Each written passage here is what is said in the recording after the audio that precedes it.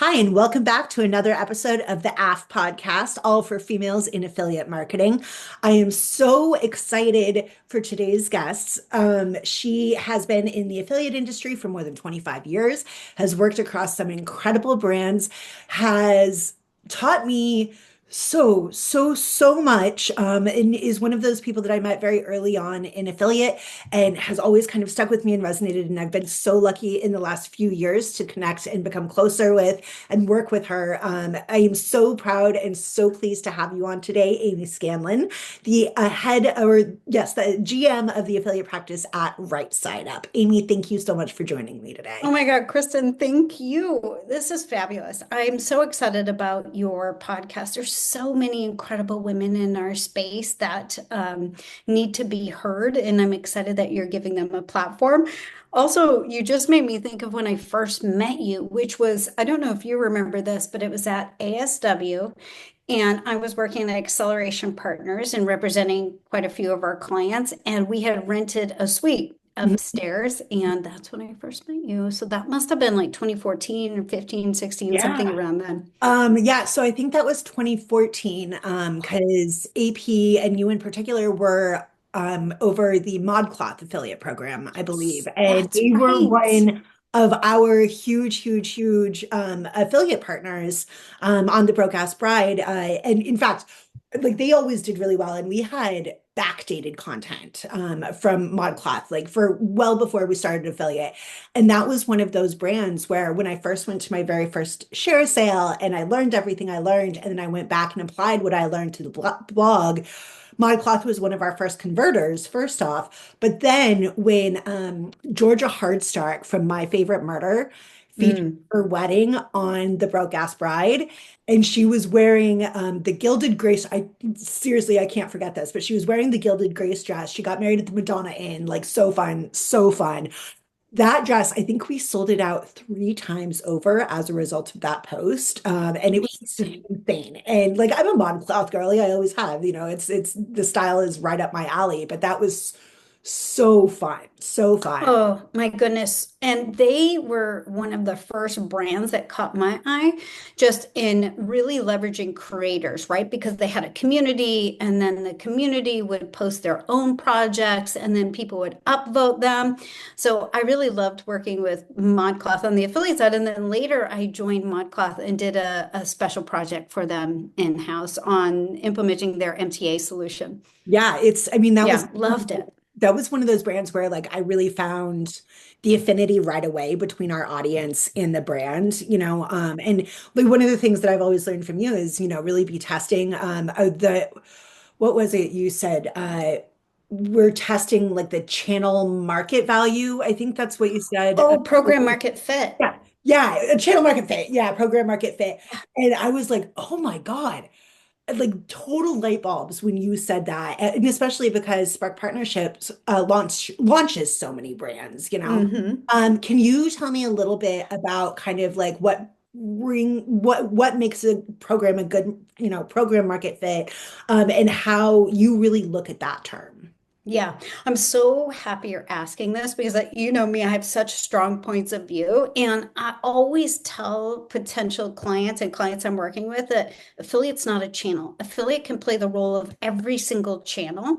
So affiliate is a program, and best in class affiliate programs fill gaps in areas you can't and won't do internally. And the gaps are different at all stages of companies. And so I think now more than ever, it rings so true because I think partnerships and performance-based creative are the two areas of marketing that are ubiquitous to the organization and add value at owned, earned, and paid. And we often have a single view lens on the performance KPI.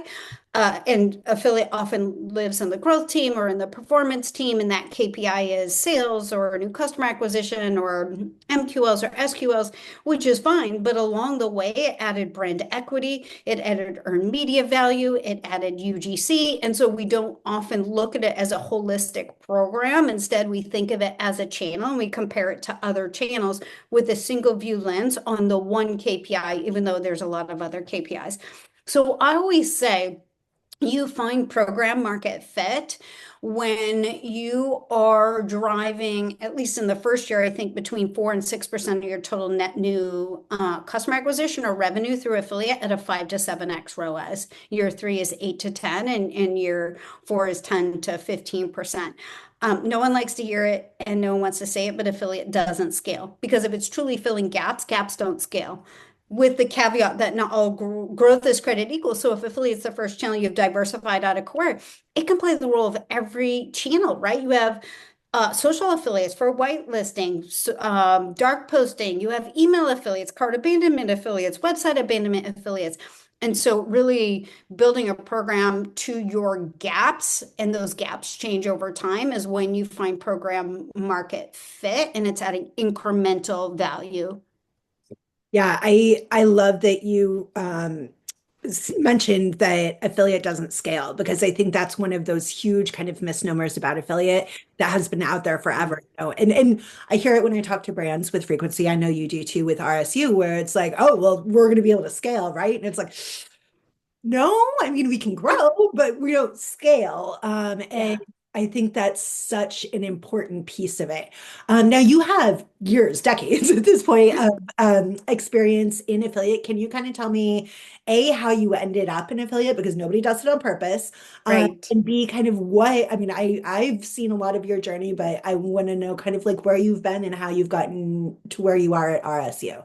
Yeah, so it's so funny. I studied something in college that like most people don't ever do. So I studied microbiology and molecular genetics, and then pivoted to just a biology degree. And then I worked in a lab for a while, and I thought, oh gosh, I'm too social for this. And all my food tasted like the agar, and I love food. So I was like, I'm out. And then I went to a ski town for a bit and didn't do much, which was wonderful. And then I landed in San Francisco. And I worked at quite a few temp jobs. And somehow I found a posting for an account manager at Linkshare. And that's how I got into affiliate marketing. And it was one of the best experiences of my life. I was with the co-founder, Cheryl Ho. The Messers were in New York and Cheryl was in San Francisco. She had just opened this office. And I learned some invaluable skills. I learned I learned client relationship management and how to be a good partner.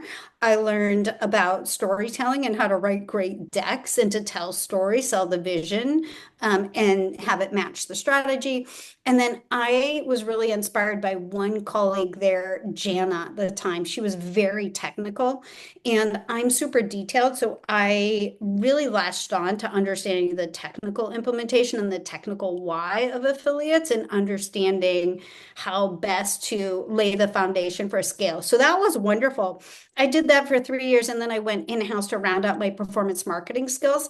Um, and I stayed on at a startup for a while, heading up acquisition. We were acquired by AT&T, and that was fun because I'd never worked at a really big company. So I got to enjoy some of the great parts of it and then feel challenged by some of the harder parts, which was the red tape and nothing ever got done.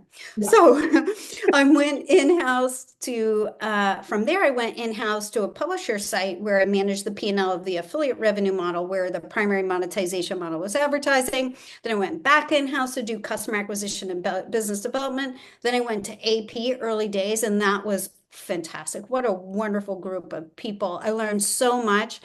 And I also learned what I don't love around the traditional agency model. So then I went back in-house to head up customer acquisition, head of marketing. Affiliates always been part of my media mix.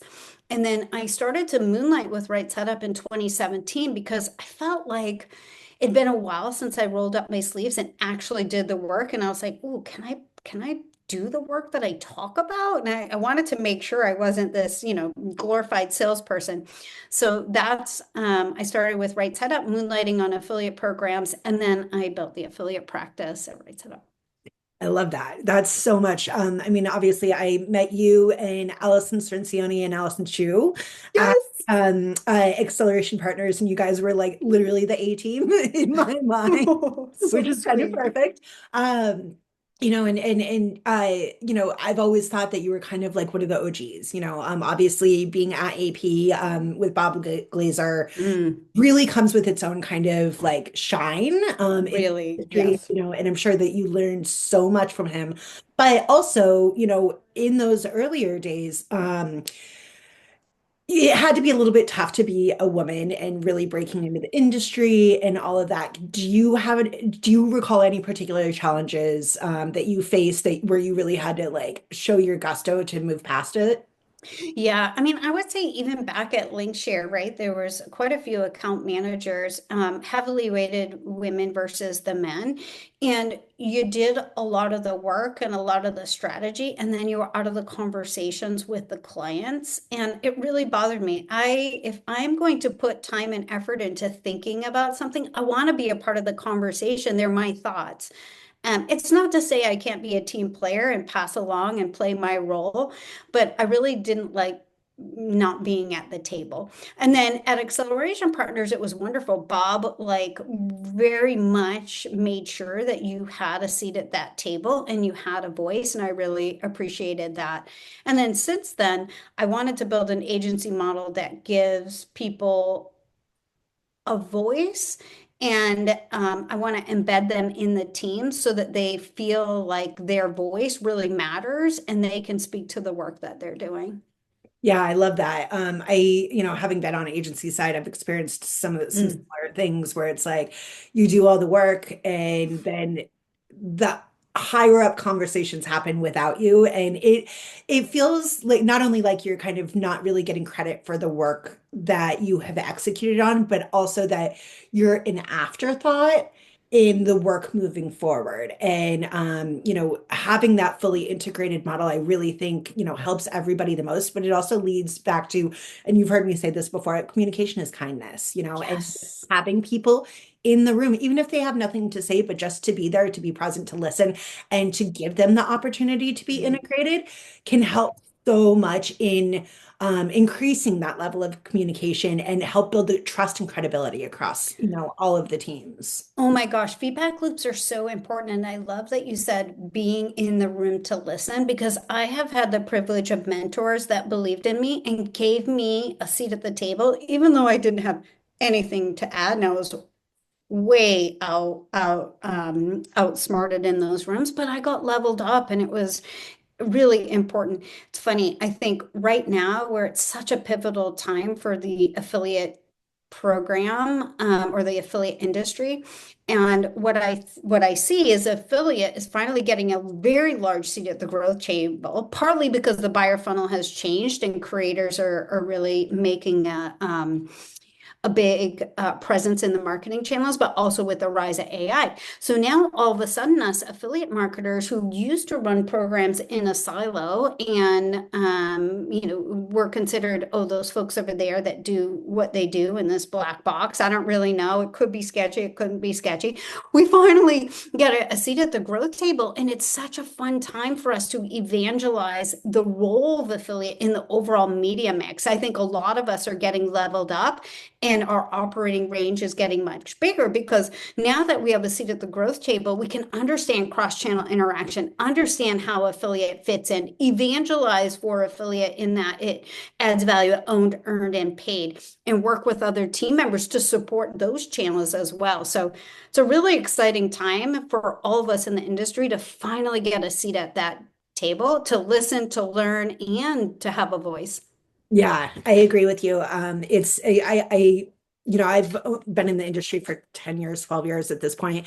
And this is kind of the most like out there I've seen us. And I love it. I love it. You'll see, more mainstream media conversations that include not just affiliate links, but actually talking about affiliate as a model, and how it works with influencers, et cetera. And I think that's so fun. And then, I mentioned this on the podcast last week with Jade, but one of the things that I've seen over the years is that kind of like, it started out like affiliate, PR, influencer, and then like it all kind of pulses together and then pulls apart a little bit and then pulses together. But every time it pulses together, it's like they become more and more integrated. And we're really kind of on the precipice of it, Yeah. like the Venn diagram is just a circle, Totally. And that's where it's important to, I think, to not refer to affiliate as a channel, because when you refer to it as a channel, it kind of, it has definition, whereas affiliate, or what I think of for affiliate is endorsement marketing, because it includes affiliate, traditional PR, influencers, affiliate creators,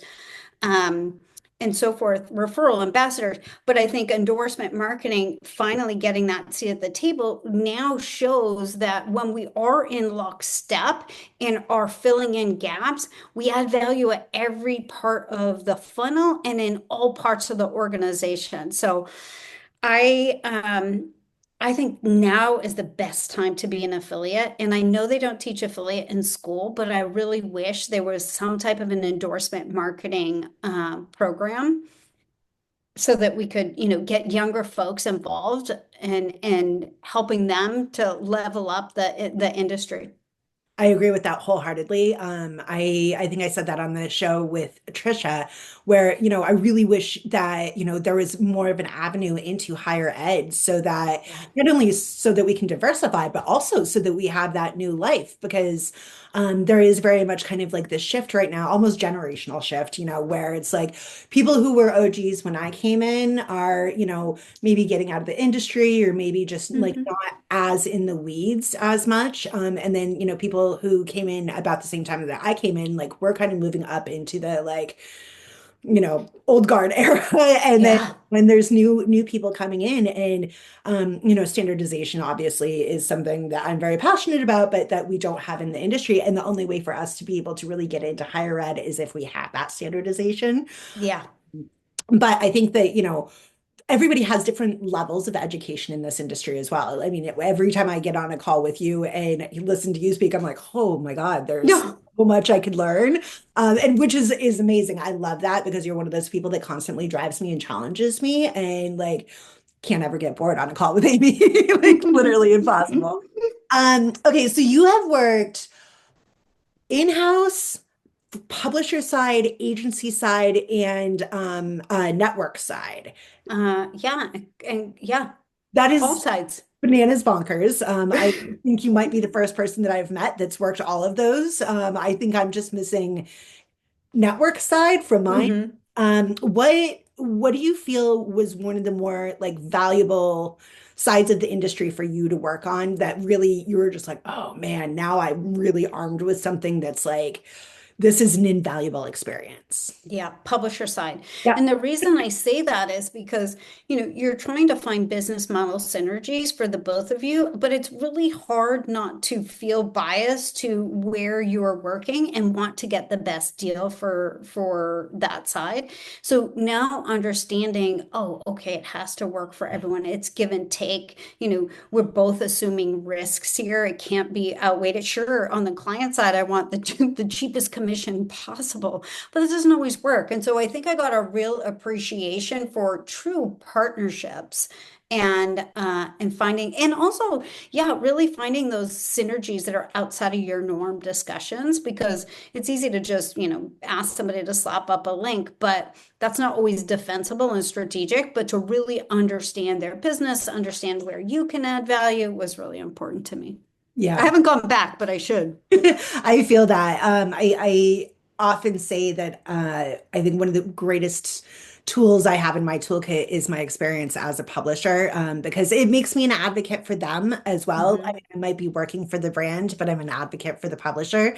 And, it does allow me a little bit of pushback with good insight, to be able to help educate a brand on why it's important, to work with publishers in a specific way.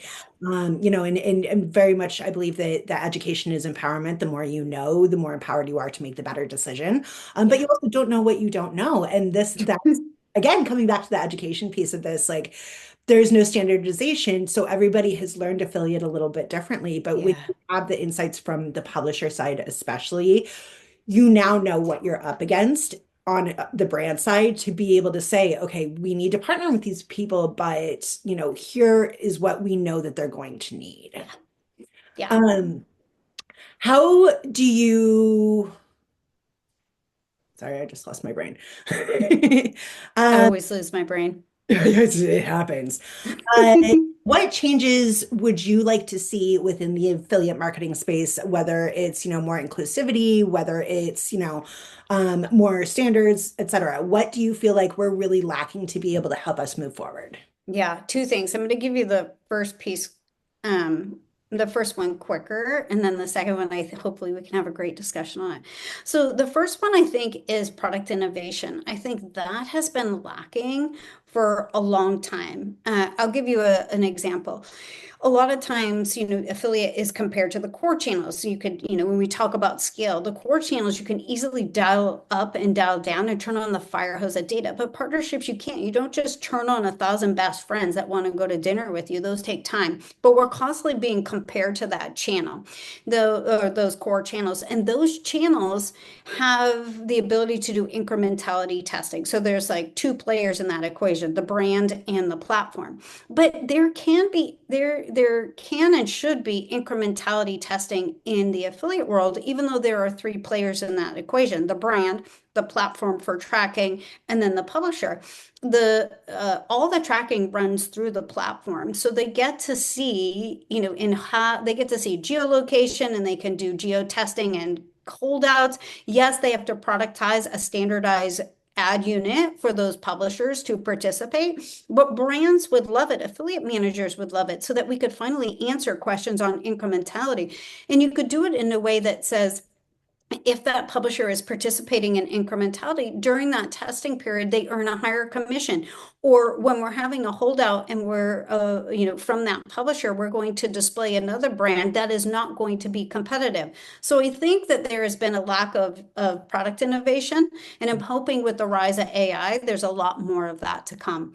The other thing is, I think most brands dip their toes in one form of endorsement marketing or another. It might be a refer friend program. It might be working with influencers for gathering UGC, because that's how you win in the core channel, and you got to keep up with the creative repository needs.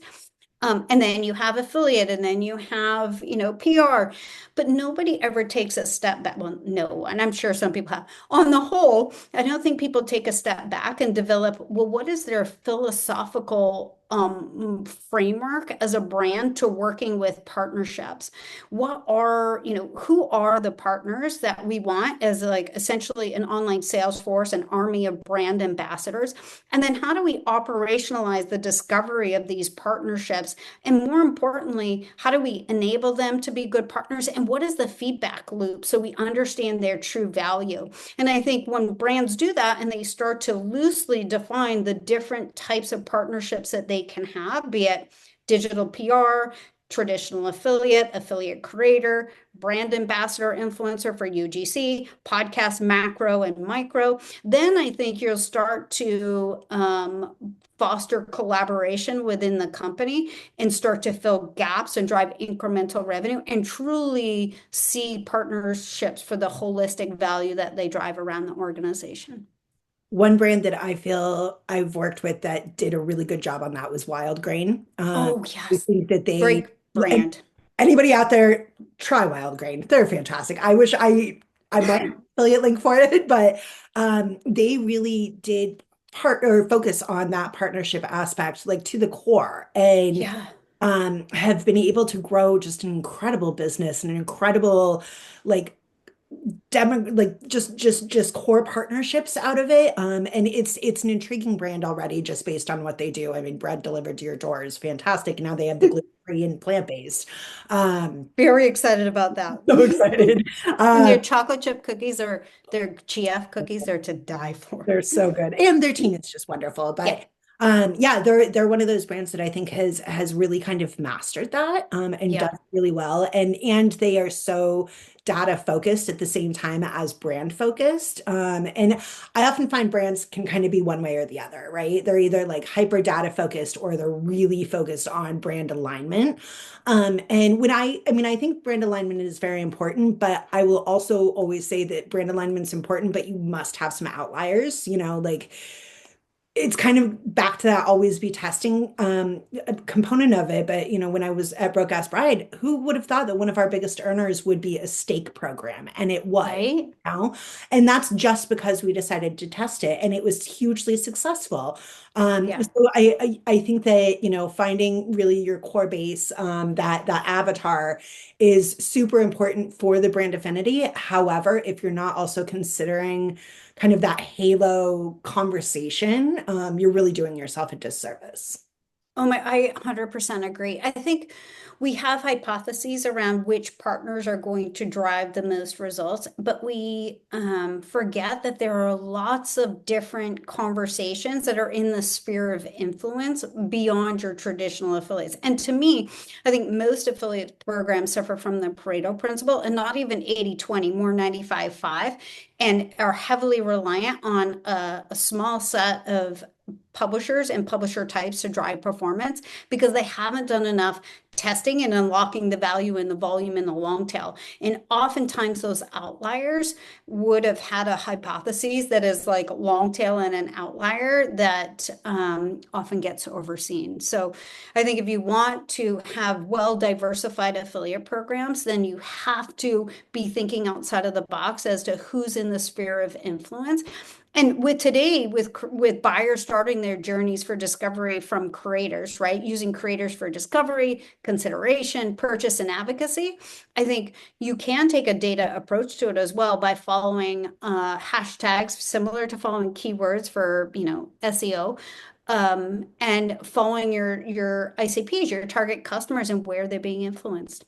Yeah, I love that. What do you think some of the more exciting opportunities for brands and publishers in the next 5 years are?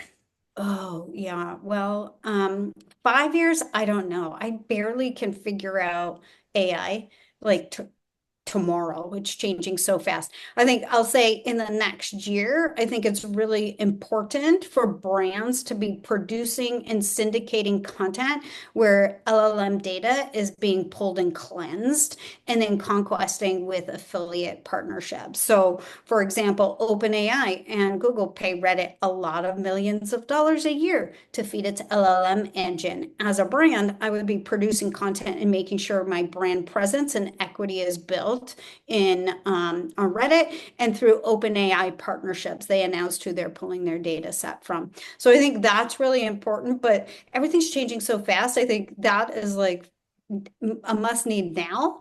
And Yep. then 6 months from now, I just don't know. I feel like, to be honest, I feel like AI is like the biggest change of my entire career. And I'm so excited to be a part of it because it's hard. It's hard to grasp. It's hard to follow. It's hard to change. Yeah, it's definitely something that I think has taken kind of the conversations in our industry by storm recently. I mean, it was, and it's funny because I feel like there's always kind of those cyclical shifts where it's like something is the hyper focus, but AI has been dominating conversations for easily the last year now, like really hardcore. And I know that we saw it sneaking up for a bit, but like it's been fully focused on that recently. If you could wave a magic wand and make one change for fairness within affiliate marketing, what would you do? Oh, for fairness. What is your definition of fairness? I would just say equity, like equitability Oh, for publishers, for advertisers, for men, women, people of color, etc. yeah. Yeah, it's a very broad question, but it's meant to. Yeah, it's a broad one. I think I would loosen the definition of success. I think oftentimes success is just sales or new customer acquisition, but again, there's so much success along the way. You have an entire army of brand ambassadors who are talking about you in conversations you're not a part of, and that is not being valued today, and it should be valued. The publishers add so much more than we give them credit for, Yeah, and that they earn. they earn. Yeah. And they assume that upfront economic cost of promoting you and only making money when there's a transaction that happens. And man, us people. We are perpetually connected. Marketing is so fragmented. It seems that there are so many more touch points in the equation. The chances of them making money is like smaller and smaller and smaller, and yet they still do it and Yes. don't get enough money or recognition for all the value that they add to each of the brands. Well, and now that we do have, more integrated data that can actually track, their role in those conversions, the fact that we're still overlooking paying them is banana pants to me. I mean, like absolute banana pants because the value that those types of partners can add. I mean, they add the credibility, which Mhm. is huge, brand storytelling. That it's Huge. not an easy thing to do. It is not an easy thing to write to sell. I mean, and I wrote a blog post about this years ago. I wish my website was still up, but like there's like brand storytelling to tell a story about a brand, but then there's brand storytelling that drives you to convert. Yeah. And that's not an easy thing to do. You have to take into consideration your audience, how they're going to react to, a sales pitch, Yeah. basically. But then you also really have to dig into why does this solve a problem for them? Why should they care? Yeah. And that's what the best affiliates do. The best affiliates provide a solution for their audience that helps build up their credibility, helps introduce them to new products, and eventually gets them to purchase. And Yeah. those top of funnel partners can be an entire funnel in and of themselves if we give them the right tools to do so. Yeah, I think you hit the nail on the head, which is they use their authentic voice that resonates with their users to drive conversions for a brand. And how amazing is that? You give them guidance and guidelines, but you need them to do it in their voice that really sits with their audience. I think we're gonna have to like go to the Wayback Machine and pull up your blog post and resurface it. I know, I should because it was really Yes. good. I remember I wrote it on a plane. Like, so I Oh, do my best work on a plane, which is so amazing. funny. It's great. I really should travel more.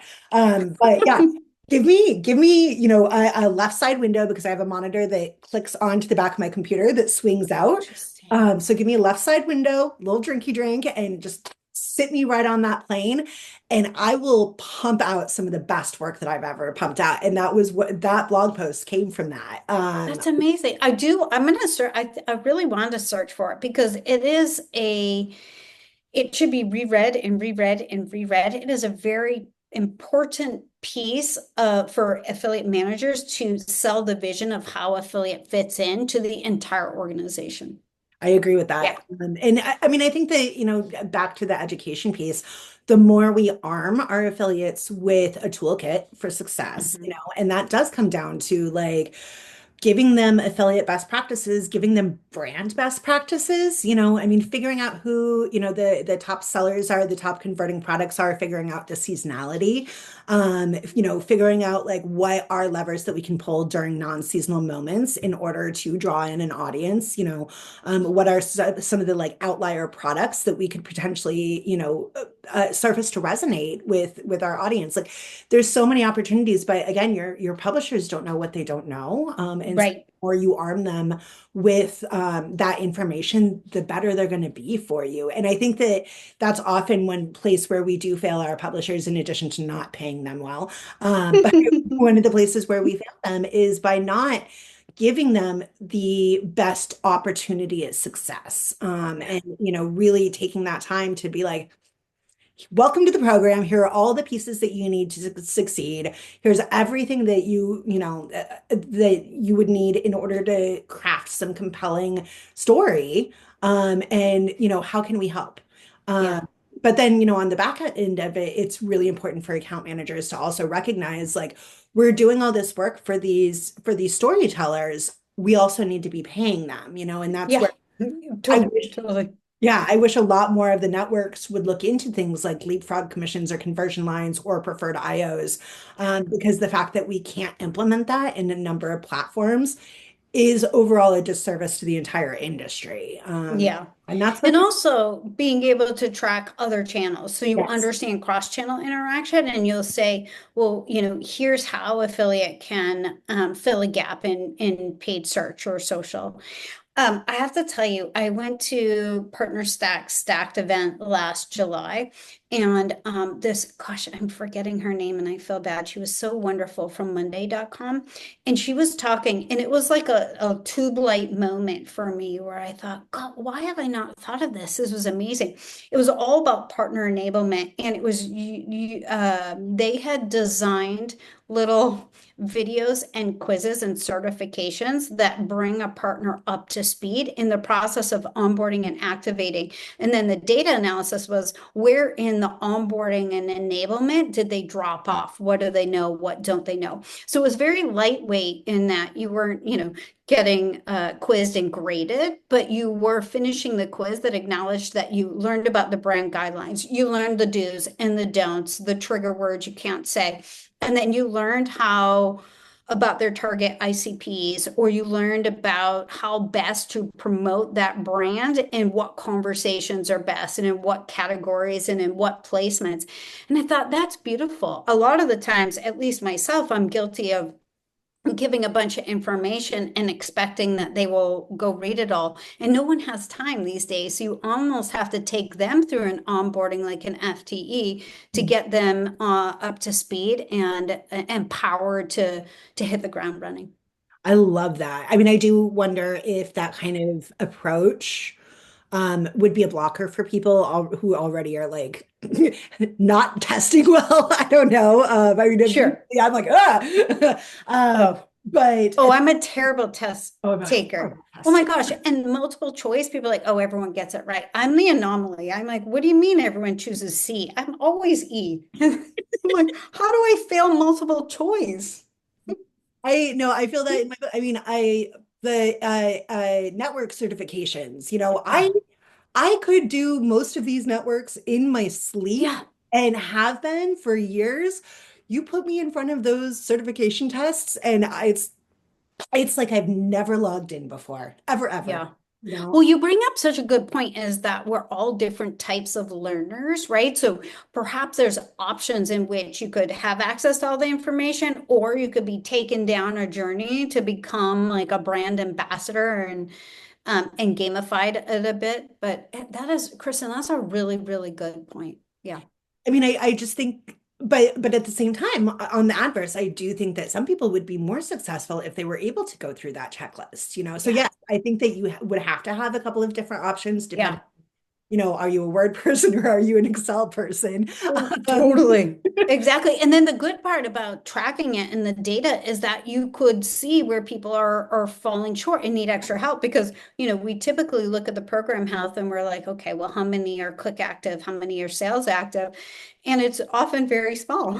Yeah, So, we're sitting on this wealth of opportunity, but we oftentimes just go try to find more of the click active and yeah, not nurture the folks that have raised their hand that said, I already want to partner with you. yeah. And I mean, I think that, back to affiliate programs being very top heavy with, Mm, a small number of partners who are actually performing.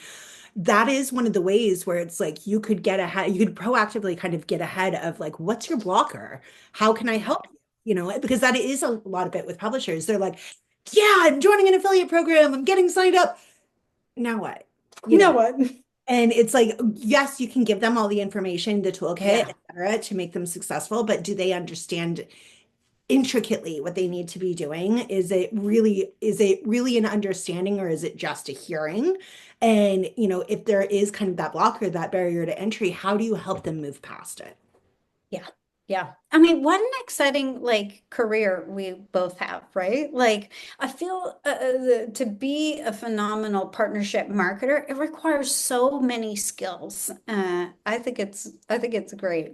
It's Soft really, skills and hard skills. yeah, yeah. And I think Stephanie Robbins was the first person I ever heard soft skills from. No.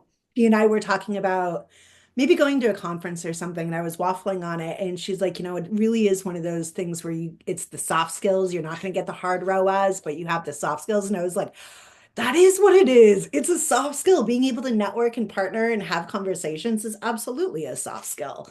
Uh, Yeah. and I love that. Amy, if you had an affiliate marketing superpower, what would it be? Wish I had a superpower. I To know you me, do. Here's the thing is I know you have affiliate marketing superpowers because I've worked with you. But I just, if you can name your own. well, thank you. Are you asking me my dream wish, what my superpower What, would let's be? go with both of them. What is your current Okay. one and what one do you wish you had? Yeah, I think the one that I have is because my career has taken me narrow in affiliate and then broad across all marketing. I think my superpower is to be able to position and sell affiliate in the organization to the overall vision and constantly align affiliate with other channel. Well, I just inferred that affiliate was a channel with channels and how affiliate fits in. My wish or my superpower wish that I had was a silver bullet in publisher development to gaps. Like there's a lot of great publisher development tools out there, but I think that they don't take into account company stage and overall media mix to really understand where the gaps are. And so over time, I think the publisher development tools have you fishing from the same pond and fishing from ponds where you're like, okay, but my company stage is nowhere near there. You compared me to a company that's $100 billion and I'm over here. I just found my, product market fit at $5 million a year. Yeah, I like that because it is so different between, multi-million dollar programs and, smaller programs that are like just launching. Yeah. And I'm currently working across that spectrum and it's the pivot is wild. Wild. It is And a brand recognition, right? So it's not only company stage, but it's like brand recognition. How do you put a value on that that says when you're building out a publisher list that this brand that I'm working with has this recognition and obviously we want to be here. We're not there yet because sourcing partnerships, is hard. You have to get them to want to work with you and brand recognition and product recognition plays a big part of that. huge part of it. Absolutely. And I mean, it also comes back down to, what is interesting to people right now. Yeah. There are programs that I managed, 5, 6 years ago that I don't think would do anything right now. Like just because Right. it's not what people care about at this point. Yeah. If they care about it then, yes, 100%. Yeah. Are they going to care about it now? No. No, no. I couldn't see it moving a dime right now. Right. Can you share your superpowers? I want to know your superpower and your wish list superpower, your dream state superpower. Yeah, I'd say my current superpower is building relationships. Yeah, I'd say that for sure. I think Yeah. that's where I shine. My dream superpower would be probably to be able to analyze data a little bit better, being able to do spreadsheets. Um, I mean, because I can look at it and I can tell the story, but then like sometimes I hear you talk about some things and I'm like, what is that? And it's really cool because I want to get there, and Yeah. I love that when you bring out your big brain stuff, it's always challenging me. But yeah, I really wish I had just a deeper mind for data and, because relationships I can do all day long. Yeah.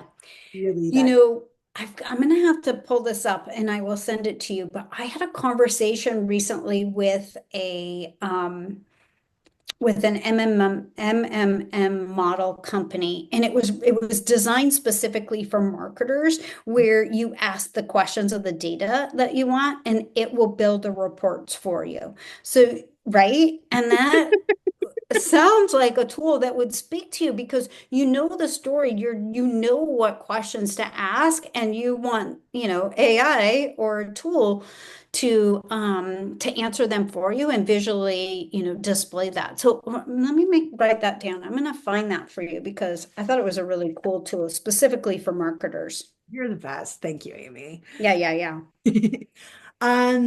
Okay, fun little pivot here. What Cool. is your hype song? Oh, my hype song, Break Free from Queen. Love that. I I love that. love that song. I love that. And then what is your conference fit vibe? conference fit vibe. What do you mean conference Your fit? outfit vibe. Oh, geez. I'm dating myself. I don't even know the cool terms anymore.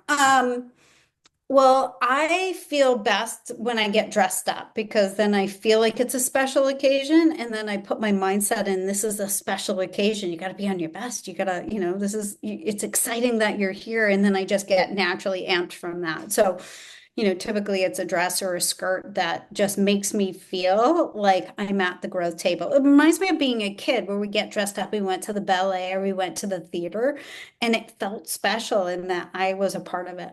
Yeah, I'm the same way. I kind of reserve my best outfits for conferences. And I am not much of an outfit repeater at conferences because Oh, I interesting. I know it's a really bad habit, but it's also like that's the only time that I see most of my friends, throughout the year. And I would hate for that to be the same outfit over and over Oh again. my God, I love that. That is so fun. It's so bad, but at least I have a really cool closet of awesome suits at this point. Like, I've seen them and they're fantastic. And now that you say that, I actually like I was just thinking about ASW. And I feel like your suit, was it a baby blue? Was it a blue? It was a very cool color. yeah, I And have then, it was like yeah, cerulean blue vest and trousers. yes, And last year at ASW, I had another like baby blue with white piping. Um, yes, because I remember at the PMA brunch. yeah. Oh my God, that's so fun. Well, I have now you've inspired me. I have a CMO dinner coming up here at the end of the month, and I don't have a special outfit. I'm not going to feel fit. I'm not going to be at my You bestest. can get one, nothing No, stops I can. you. Right? Although, in San Francisco, like going shopping just doesn't exist Yeah, anymore.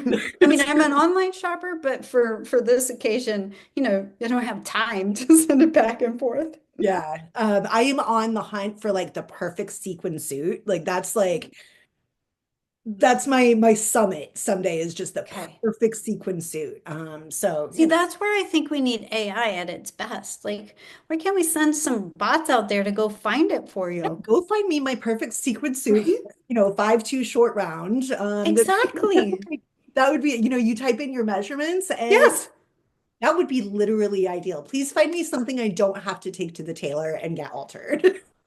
Oh, I hear you on that. I hate it so much.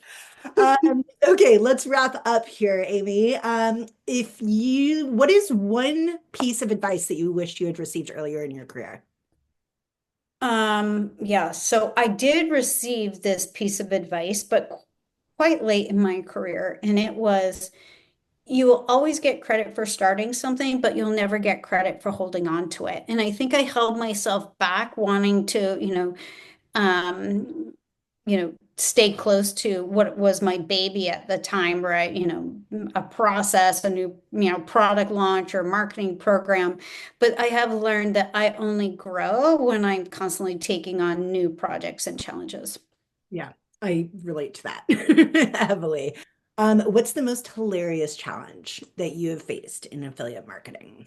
Oh, yeah, I did an audit. So when I started to moonlight in 2017 or 20, well, I can't remember if the project was 2017 or 2018 with Right Side Up and affiliate marketing, I did a deep dive audit, went into the company's office because you went in the office back then. And the affiliate program lived within the IT department. Now, I've seen affiliate live in many departments, the performance team, the brand team, the PR team.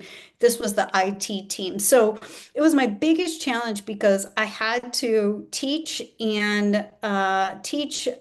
something new, but find a common vernacular and terms that made sense to them and made sense to me. So it was I think my biggest challenge. And at the end of the audit, they believed in the investment for affiliate and it still stayed within the IT department.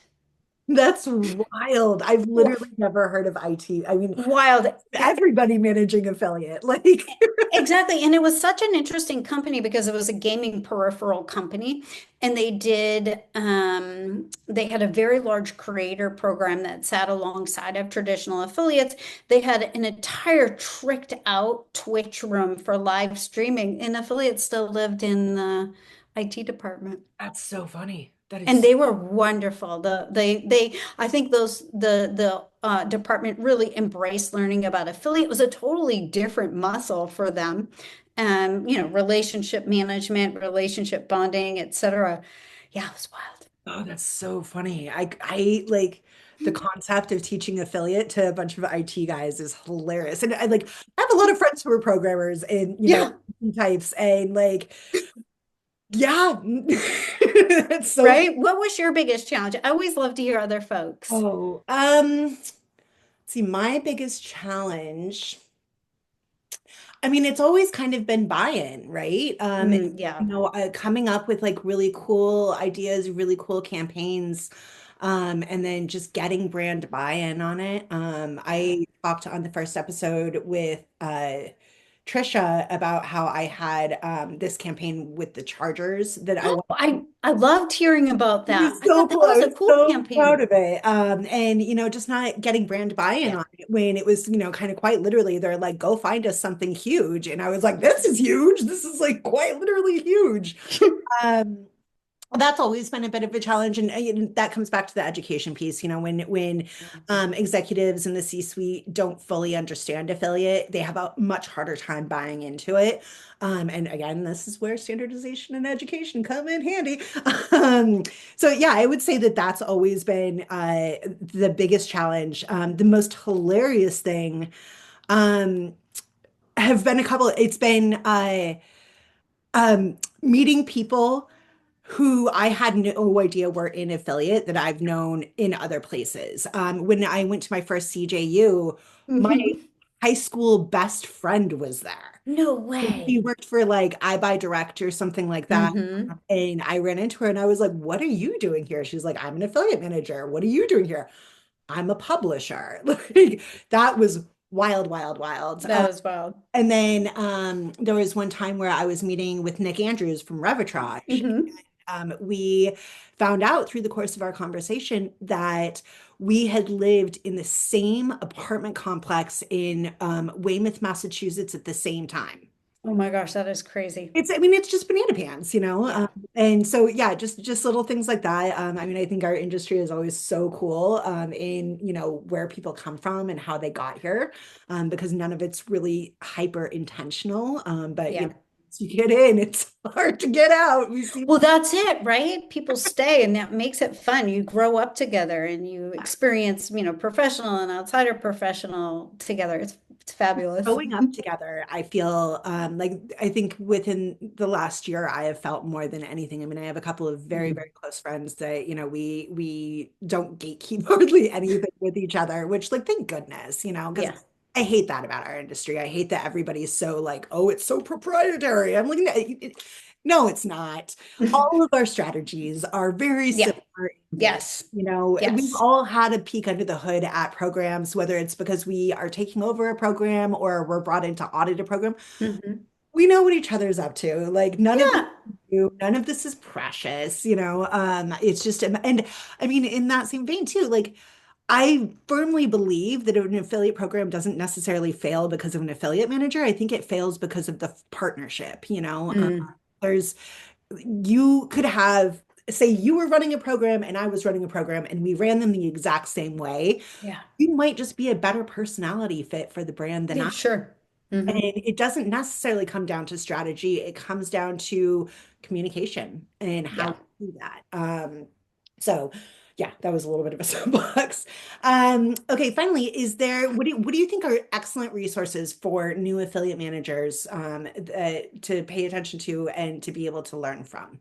Yeah, I think, and I know this sounds like, I'm going to sit at the front of the class, but I do think listening to podcasts like yours and listening to Affiliate Nerd Out, real, it's the real stuff, right? The good, the bad, the ugly, it can be up, down, and around. So I do think finding the thought leaders in our space and reading their articles, reading their LinkedIn posts, watching the podcasts, their Substacks, really important. I think they have the most to teach because it's not in textbooks.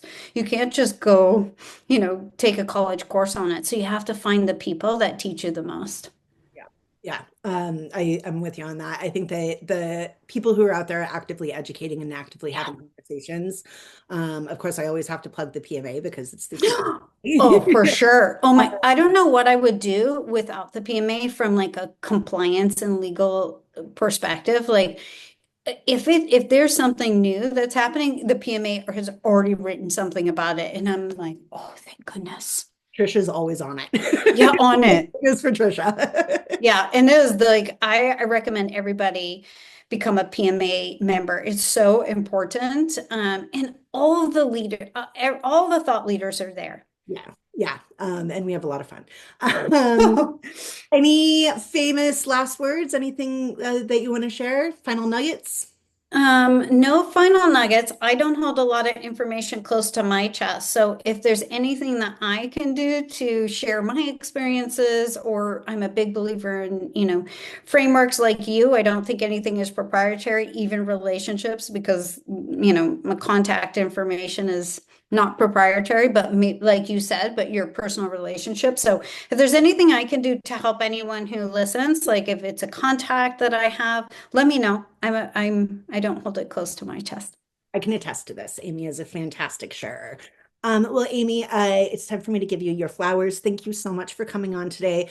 But thank you, more importantly, for being a leader and a mentor in this industry, for always being kind and gracious, and for being so open with your teaching, because it really, truly, I feel like I've leveled up in the last few years, just, by proximity, of, being on calls with you and all of that. It really has, challenged me to look at different things, and it's helped me, kind of increase my game. And I'm very, very grateful to you for that. So thank you. Oh, thank you so much. That means so much to me. But I learn from other people.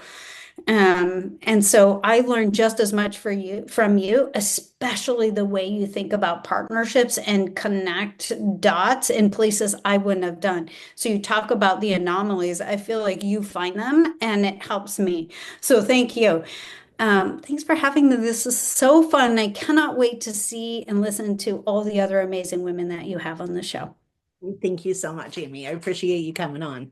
All right.